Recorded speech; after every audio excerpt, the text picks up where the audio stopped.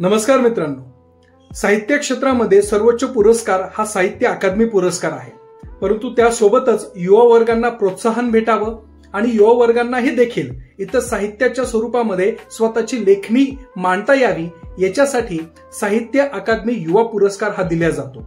तर 2024चा हा जो साहित्य अकादमी युवा पुरस्कार आहे तो कोणाला भेटला तर त्या व्यक्तींचं नाव आहे तर देवीदास सौदागर यांनी एक उत्तम अशा स्वरूपातली कादंबरी लिहिली. त्या कादंबरीचं नाव आहे उसवन. आता बेसिकली ही जी कादंबरी आहे ती कादंबरी टेलरिंग व्यवसायामध्ये अडकलेल्या व्यक्तींचं मनोगत आहे.